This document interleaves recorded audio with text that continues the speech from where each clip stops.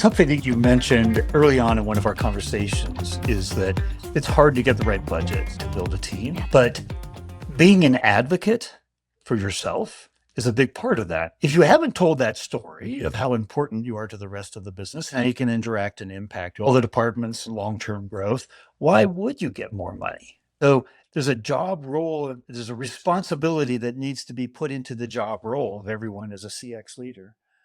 I've got to be a good internal salesperson. I got to be a really good internal advocate because with the perceptions that you talked about, the money's not going to come flowing your way automatically. When sales asks for more money, everybody's listening. Everybody's like, okay, come on. But that team that you're talking about, so important. And not everybody has the luxury to have a team of 15. Some people have a lot more, but some people are making by with a team of 2 or 3. But you can do a lot with even a little. You don't have to show massive support across the board, all departments, everything all at once. Pick a mountain to climb. Pick where you can actually know with your team you could make a big difference right now and demonstrate and say, wouldn't it be great if we did that again and again and again and this way and this way and this way? So, I mean, if you had to say, yes, I want to wear the advocate hat, what are the things that an advocate, a salesperson needs to think about? What is it that you're selling? What are you supporting? You're changing perceptions. So you've been very articulate what those perceptions are. What is it that you're selling? You're a salesperson now. Yes, and I think that it's really important as a salesperson, an internal salesperson, to remember that you have to take all of the feeling out of everything, and you have to stick with the data, and you have to learn how to use the data that you have in a way that makes sense in many different ways. Key ways that I have seen a really big impact with using data to advocate for either growing a team or driving product changes is I started tracking not only who was the person that helped the customer, but who else was involved in order to solve this interaction. Did they have to ask a question to somebody in engineering? Okay, how long did it take to get that? Was there a lot of back and forth?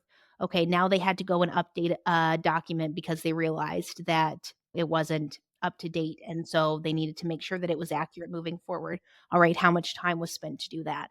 And you start to build these really real scenarios of because I do not have the support I need from product, we have spent $30,000 over the last year helping people solve this one issue.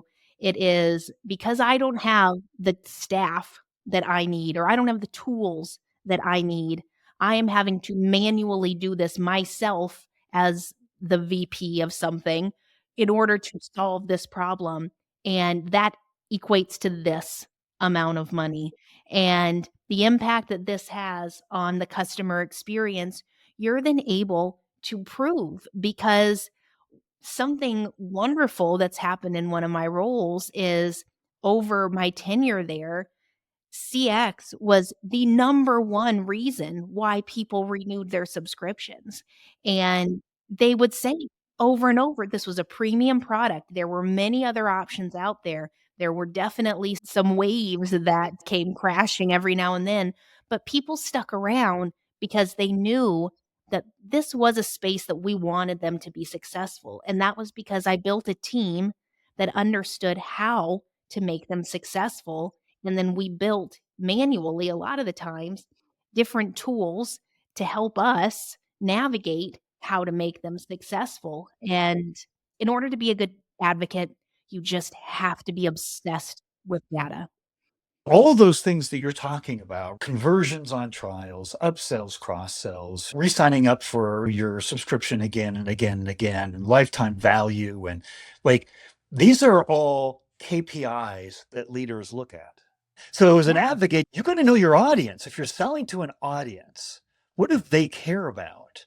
It's the number one rule in sales and marketing. Know your audience and what's important to them and start talking their language. They're going to be like, wow, I had no idea Sarah was such an astute business person. Yes, you have to make it count. And I think that's one of those that goes back to that empowerment, Steve, where if this is something that you're going to commit to within your organization, you can't go halfway and dip your toes in it because it's that first impression sort of thing. So even if you haven't felt comfortable or confident enough to lean into the data and share the data, I think it's really important to remember that when you do decide to do it, take time.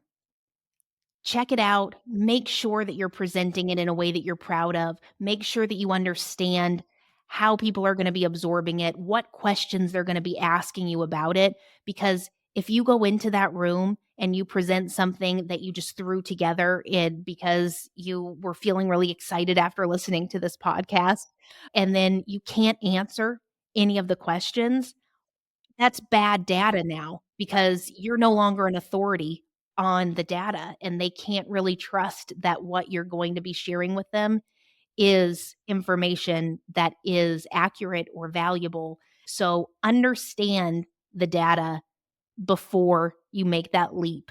And once you do, then you'll start to fight a little bit harder because one of the key things about being an advocate for the customer, for your team, and for yourself is you have to know that what you're saying is valid.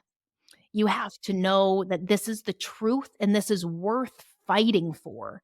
And so if you're entering these spaces and you're like, this bug that we've had for so long is causing customers to churn, it's causing my team to have to spend this much time trying to come up with workarounds. This is nuts. And they're still saying, we don't have the time for it. It's not in the pipeline. We don't think it's valuable enough. Then you need to go back and come up with a better way to present that data. You can't just say, "Okay, I'll move on to the next thing." You gotta fight.